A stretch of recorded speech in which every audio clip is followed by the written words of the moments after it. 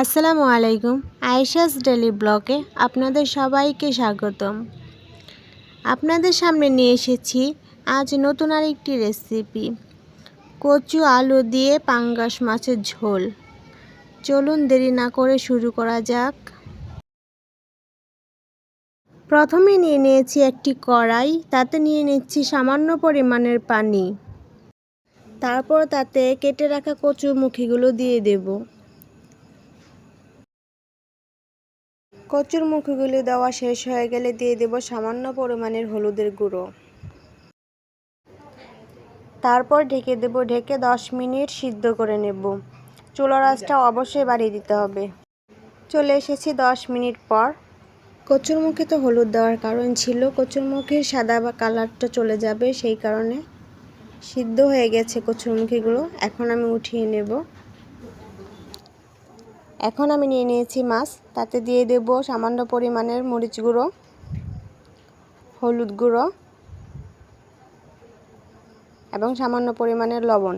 এখন এই মাছগুলো ভাজার জন্য আমি সবগুলো জিনিস একসাথে মিশিয়ে নেব।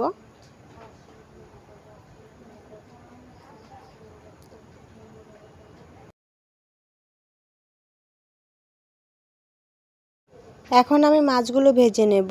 মাছগুলো ভাজার জন্য নিয়ে নিচ্ছি একটি ফ্রাই প্যান। ফ্রাই প্যানে নিয়ে নিলাম পরিমাণ মতো তেল। তেলটা গরম হয়ে গেলে দিয়ে দেব মাছগুলো। মাছগুলো দেওয়া শেষ হয়ে গেলে আমি হালকা পরিমাণ করে মাছগুলো ভেজে নেব। মাছগুলো অবশ্যই বেশি পরিমাণে ভাজতে হবে না, হালকা করে ভাজলেই হবে।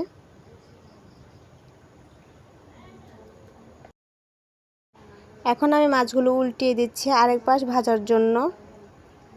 আপনারা দেখতেই পাচ্ছেন আমি কোন পরিমাণের মাছগুলো ভাজছি। আরেক পাশ ভাজা হয়ে গেলে মাছগুলো এখন আমি উঠিয়ে নেব। মাছগুলো উঠানো হয়ে গেলে আমি দিয়ে দেব কেটে রাখা আলুগুলো একটু হালকা পরিমাণে ভেজে নেব। একই তেল একই ফ্রাই প্যানে দিয়ে দিয়েছি আমি আলুগুলো। যে কোনো তরকারিতে আলুগুলো একটু ভেজে নিলে রান্নাটার টেস্টটা একটু আলাদা রকমের আসে, রান্নার কালারটা অনেক সুন্দর হয়। আলুগুলো ভাজা হয়ে গেছে, এখন আমি উঠিয়ে নেব। তারপরে নিয়ে নেব একটি কড়াইয়ে নিয়ে নেব পরিমাণ মতো তেল। তেলটা গরম হয়ে গেলে দিয়ে দেব আমি পেঁয়াজ আর কাঁচামরিচ বাটা। আমি যে কোনো ঝোলের তরকারি রান্না করতে গেলে পেঁয়াজ আর কাঁচামরিচটা আমি একটু বেটেই দিই, কারণ সেই ঝোলটা একটু ঘন হয়। এখন আমি একটু ভেজে নিয়েছি। তারপর দিয়ে দেব 1 চামচ পরিমাণের আদা রসুন বাটা।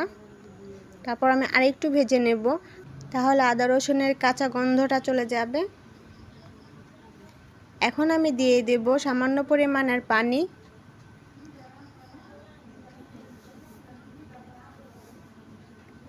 তারপর দিয়ে দেব 1 চা চামচ মরিচের গুঁড়ো, 1 চা চামচ হলুদ গুঁড়ো, 1 চা চামচ ধনিয়া গুঁড়ো।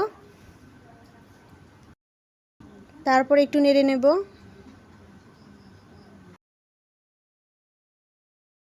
তারপর দিয়ে দেব আমি 1 চা চামচ লবণ।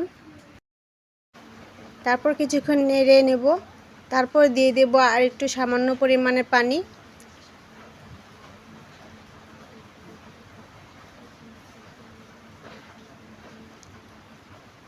এখন আমি মশলাটা খুব ভালো করে কষিয়ে নেব। দেখতেই পাচ্ছেন আমি কিভাবে কষাচ্ছি এবং কি সুন্দর হয়েছে কালারটা। তারপর দিয়ে দেব ভেজে রাখা আলুগুলো। তারপর আরেকটু কষিয়ে নেব। কিছুক্ষণ কষানোর পর দিয়ে দেব আমি পরিমাণ মতো পানি। আপনারা দেখতেই পাচ্ছেন আমি কিভাবে কষাচ্ছি এবং কি সুন্দর হয়েছে কালারটা। তারপর দিয়ে দেব ভেজে রাখা আলুগুলো। তারপর আরেকটু কষিয়ে নেব। কিছুক্ষণ কষানোর পর দিয়ে দেব আমি কচুরমুখিগুলো আমি আগেই সিদ্ধ করে নিয়েছি, অবশ্যই দেখেছেন আপনারা। এখন আমি খুব ভালো করে কষিয়ে নেব। কষানো হয়ে গেলে দিয়ে দেব পরিমাণ মতো পানি। আপনারা যে যেরকম ঝোল খাবেন ততটুকু পরিমাণের পানি দিবেন।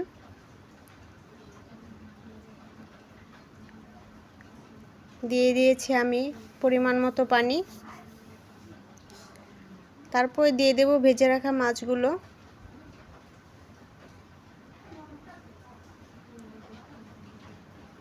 মাছগুলো দেওয়া শেষ হয়ে গেলে আমি একটু নেড়ে দেব।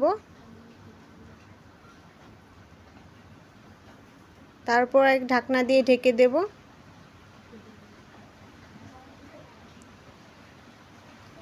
10 মিনিট চুলার আঁচটা বাড়িয়ে দেব। চলে এসেছি 10 মিনিট পর। দেখুন হয়ে গেছে আমার তরকারি রান্না করা। আমার এই তরকারি রান্না করাটা যদি আপনাদের ভালো লেগে থাকে অবশ্যই আমার চ্যানেলটি সাবস্ক্রাইব করে দেবেন। দেখতেই পাচ্ছেন কি সুন্দর একটি কালার এসেছে, একদম পারফেক্ট। অবশ্যই বাসায় আপনারা এই রেসিপিটি ট্রাই করবেন। আজকে এইটুকুই, আল্লাহ হাফেজ।